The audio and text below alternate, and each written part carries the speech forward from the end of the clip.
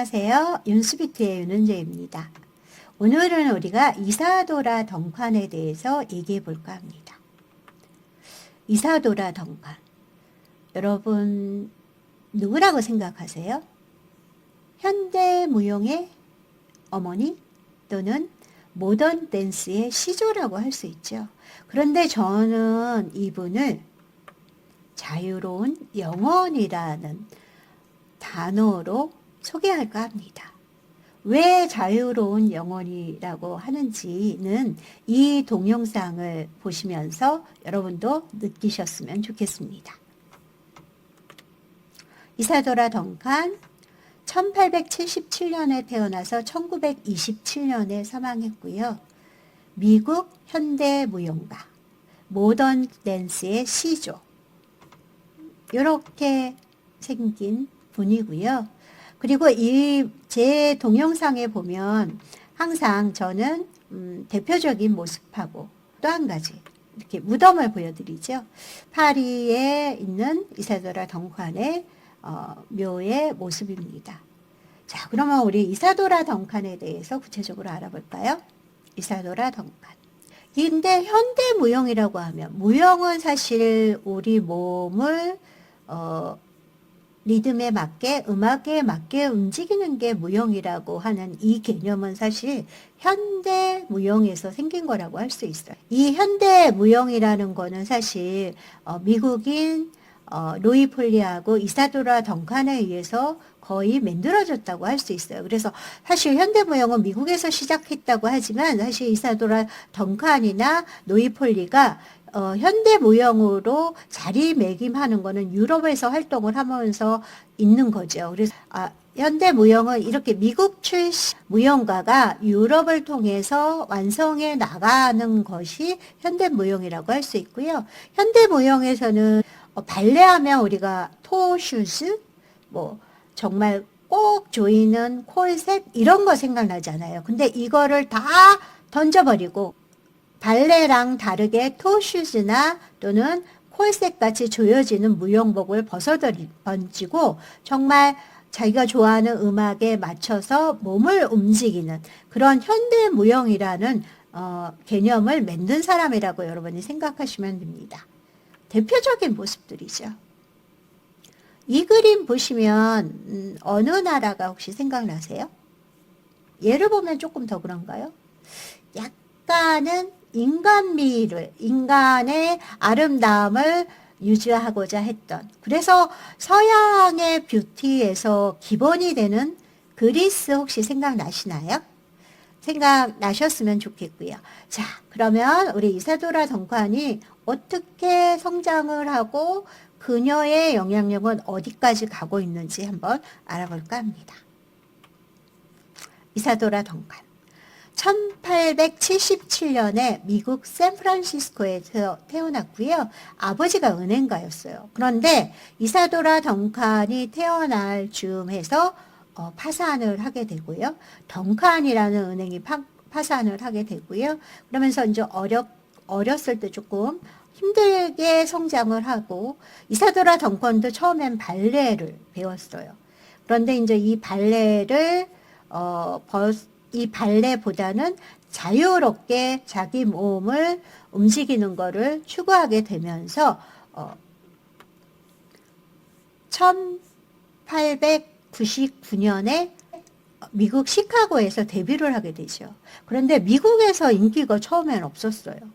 그리고 여러 가지 설이 있어요. 이 당시 공연하기 전에 불이 나는 바람에 급하게 옷이 없기 때문에 급하게 천을 두르고서는 춤을 췄다. 이런 설도 있는데 아무튼 이사도라 덩칸의 초창기 역시도 무용복이 아니라 천을 두른 형태를 갖고 춤을 췄다고 여러분이 생각을 하시면 되고요.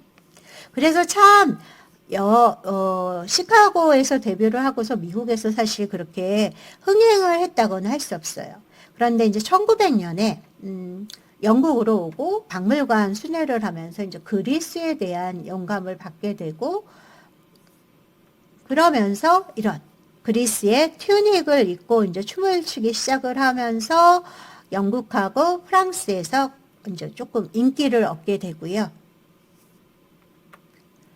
이 이사도라 덩칸이 영향을 받았다고 하는 이사도라 덩칸이 이제 그리스풍 튜닉을 입었는데 이건 대형박물관에 있는 도자기에서 갖고 온 그림이고요. 그 전에 발레를 하면서 콜셋이라든지 이런 거를 다 벗어 던지고 톨슈즈를 다 벗어 던지고 정말 인간의 인체의 미를 추구하는 그리스의 영향을 받았고요.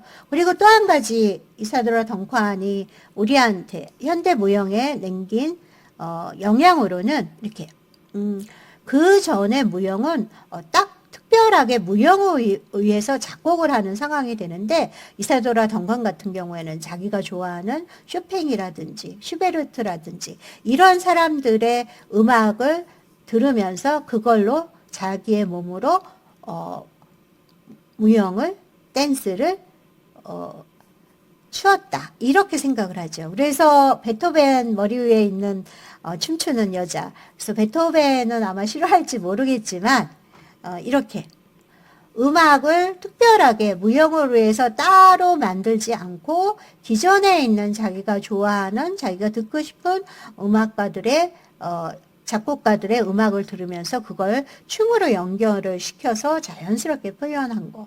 그리고 또 한 가지는 또 예술가랑 이렇게 관계가 있죠. 그래서 노댕하고도 친밀한 관계가 있었다고 해서 노댕의 중에서 무용하는 모습들을 여러분 볼 수 있죠.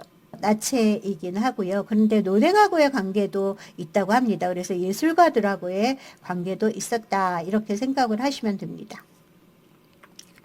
그러다가 1904년에 독일 베를린에 무용학교를 만들어요. 그러면서 유럽에서 주로 활동을 하면서 1906년에 딸, 1910년에 아들을 얻게 되죠. 그런데 1913년에 비가 많이 내리는 날 이사도라는 공연을 하는 상황이 되는데 이 아이들을 먼저 집으로 보내다가 사고가 나서 세느강에 차가 떨어지게 되면서 이 아이들이 죽게 돼요. 그러면서 나온 유명한 동작이죠. 세느강 변에서 아이들을 이름을 부르면서 춤을 추던 모습. 더 한번 볼까요? 얼마나 아이들을 사랑했는지 그리고 그 아이들의 영혼을 춤으로 표현한 모습이라고 여러분이 생각해 주시면 되고요. 1914년에 러시아로 가게 돼요. 그래서 러시아를 가게 되고 1921년에 아주 유명한 천재 시인이라고 할 수 있는 예시린을 만나게 되죠. 그래서 예시린과 1922년에 결혼을 했는데요.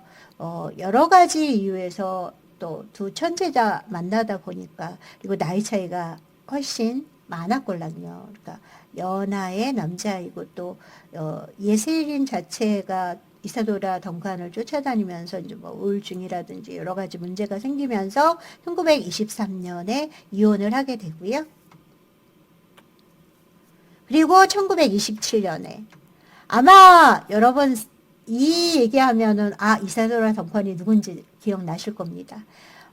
프랑스의 리스에서 자동차를 타고 여행을 하려고 그러는데 그녀가 한 긴 스카프가 자동차 바퀴에 끼어서 질식해서 죽은 그 사람이 바로 이사도라 덩칸이라고 할 수 있습니다. 그래서 제가 보면서 아이를 낳기는 했지만 이사도라 덩칸의 남편은 예시린을 제외하고는 사실 아이 아버지들은 다른 사람들이고 결혼은 예시린하고만 한 걸로 기록에 남았고요. 나머지는 아마 이제 그냥 사랑하는 사람이라고 생각을 해서 제가 뭐 자유로운 영혼이라고 표현을 한다고 생각을 하시면 되고요. 그래서 저는 이사도라 덩칸 같은 경우에는 뭐 예시린과 결혼을 했지만 1년 후에 이혼도 했고요. 그렇지만 일단 발레라는 조금은 형식적인 것을 벗어 던지고 정말 뭐 자유롭게 자기가 좋아하는 음악에 맞춰서 자연을 모방하면서 그때그때 상황에 따라서 자기의 몸을 움직이면서 오늘날 우리가 생각하는 현대 무용을, 모던 댄스를 만든 그런 여자라고 저는 생각을 합니다. 자, 그녀의 댄스 장면이죠. 20초밖에 안 돼요. 그녀가 살았던 요 시기에 정말 남아있는 동영상은 요거 20초짜리인데 여러분 인터넷 유튜브에 들어가셔서 한번 찾아보시면 좋을 것 같고요. 그런데 이 이사도라 덩칸의 영향은 2대, 3대로 하면서 현대무용과에서 계속 이어진다고 할 수 있고요. 거기서 끝나는 게 아니라 이렇게 영화로도 만들어졌죠. 맨발의 이사도라 하는 영화도 있었고요. 또 그런가 하면 이렇게 그림으로도 아까 노댕에 춤추는 무용수 나오기도 했지만 그림이나 조각이나 예술품으로 또 이렇게 동전으로 또 이사도라 덩칸에 대한 책도 굉장히 많고요. 또 한 가지는 이거는 크레타에 있는 벽화죠. 그래서 이사도라 덩칸에 대한 영향은 오늘날까지도 계속된다고 할 수 있고요.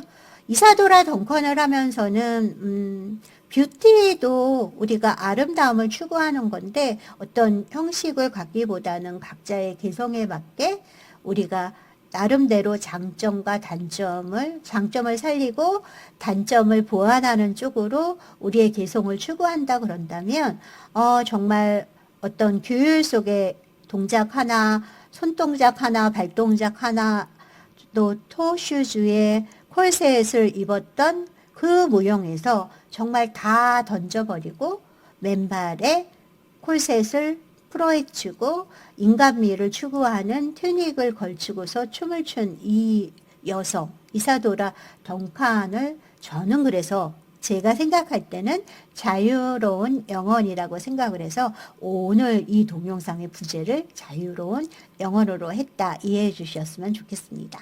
여러분도 그렇게 이해가 되시나요? 저는 그렇다고 생각하는데 약간 반문을 하면서 오늘 얘기는 여기서 마칠까 합니다. 여러분 들어주셔서 감사합니다.